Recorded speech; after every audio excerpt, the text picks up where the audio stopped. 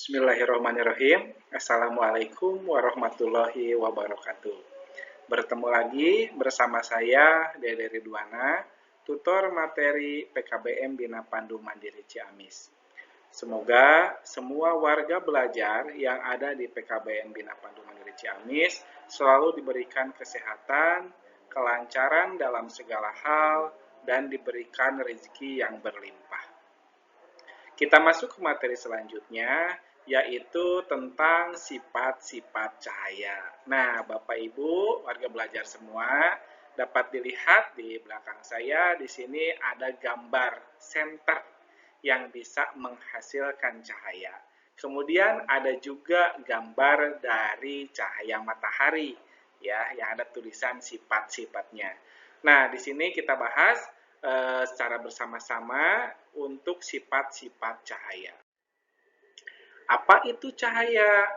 Cahaya adalah sinar atau terang yang berasal dari sesuatu yang bersinar, seperti matahari, lampu, yang membuat kita bisa melihat. Nah, Bapak Ibu semua mungkin kalau misalkan di siang hari sudah pada tahu semuanya, yang menerangi seluruh bumi ini yaitu cahaya matahari. Ya, cahaya matahari. Karena apa? Karena cahaya matahari itu sebagai sumber energi terbesar ya di tata surya ini dan bisa menghasilkan cahaya, bisa menerangi seluruh permukaan bumi ya, seluruh permukaan bumi. Kemudian dapat dilihat di gambar bawahnya itu ada satu buah lilin yang sedang menyala. Nah, lilin biasanya kita gunakan pada saat ketika di rumah sedang mati lampu atau bahasa Sunda nama aliran ya, menuju aliran. Nah, lilin itu juga sama menghasilkan cahaya. Karena apa? Karena adanya api yang menyala pada atas lilin tersebut. Dina sumbuna kalau misalkan bahasa Sunda namanya, Bu nya. Nah, lilin tersebut juga sama menerangi. Nah, fungsi cahaya tersebut apa? Untuk melihat, supaya kita bisa melihat jelas benda-benda yang ada di sekitar kita, yang di sekeliling kita.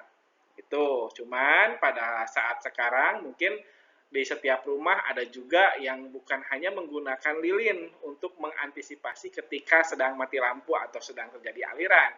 Nah, di sini juga ada lampu yang emergensi yang sudah bisa menyimpan daya listrik yang bisa dinyalakan ketika sedang mati lampu. Nah, di sini sumber cahaya yaitu matahari. Tadi saya sempat sebutkan sumber cahaya yang utama, sumber lain yaitu matahari.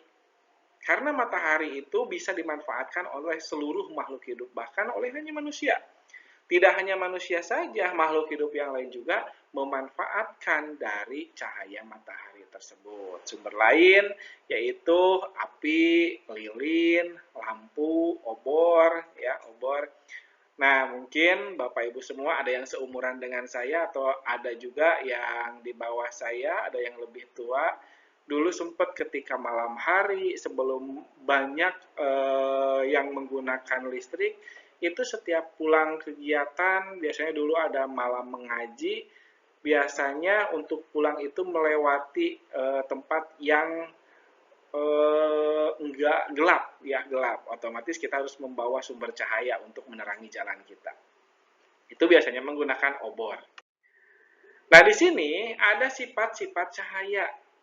Yang pertama ada merambat lurus, yang kedua dapat dipantulkan, yang ketiga menembus benda bening, yang keempat dapat dibiaskan, yang kelima dapat diuraikan, dan yang keenam dapat membentuk bayangan. Nah, sifat cahaya ini merambat lurus. Bapak Ibu juga pasti pernah menggunakan senter ya Bapak Ibu. Senter ketika kita menerangkan atau menghasilkan cahaya dari senter tersebut, kita melihat benda ataupun apapun yang dari kejauhan dengan menggunakan senter itu bisa terlihat.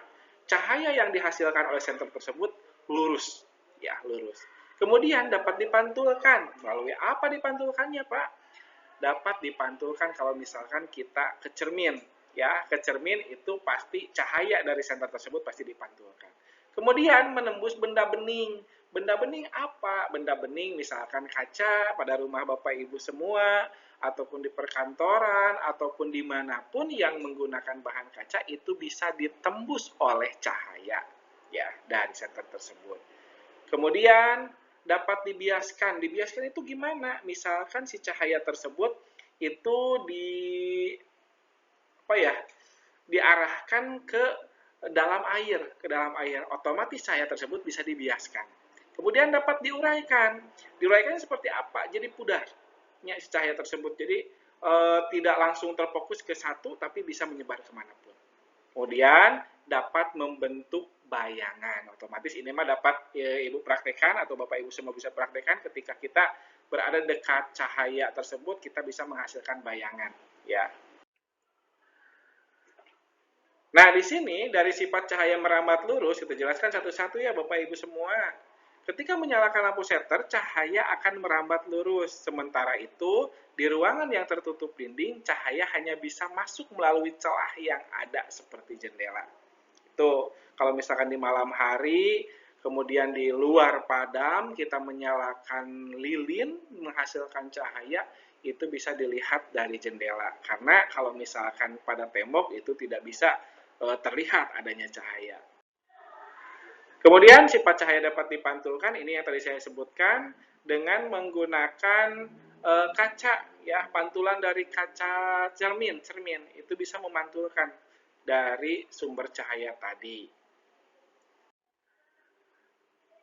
Nah, sifat cahaya menembus benda bening, ini juga dari kaca jendela, sama ini bisa menembus benda bening tersebut. Atau misalkan kain yang tipis, ya kain yang tipis, itu bisa dilihat. Jadi si cahaya tersebut bisa menembus. Kalau misalkan di jendela ada hordeng, hordengnya tersebut ada yang tipis suka warna putih, itu sama, bisa tetap tertembus ya. Nah, di sini ada gambarnya. Cahaya dapat dibiaskan, dapat dilihat oleh Bapak Ibu semua. Di sini ada satu buah pensil dimasukkan ke dalam air dan di pinggirnya itu ada sumber cahaya dan bisa melihat. Ternyata si pensil tersebut jadi agak menggeser, ya, agak menggeser. Karena apa? Itulah fungsi dari cahaya dapat dibiarkan. Kemudian sifat cahaya dapat diuraikan. Nah, di sini dapat terlihat Bapak Ibu semua ada gambar senter yang dipantulkan ke kaca, itu bisa juga menghasilkan, dibiaskan mengurai cahaya matahari. Nah, dapat membentuk bayangan, ini yang terakhir ya, sifat cahaya dapat membentuk bayangan, dapat kita lihat ada seorang bapak-bapak yang sedang hampir mau jongkok, mungkin kelelahan, ini ya Bapak Ibu semua, itu bisa menghasilkan cahaya dari cahaya listrik ataupun cahaya lilin, itu juga sama ya, itu juga sama.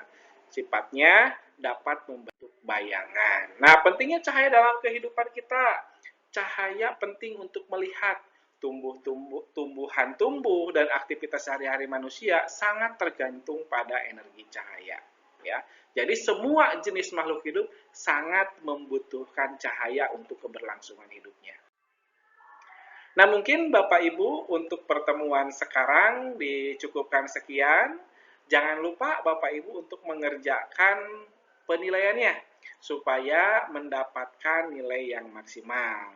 Itu saja akhir kata. Wassalamualaikum warahmatullahi wabarakatuh.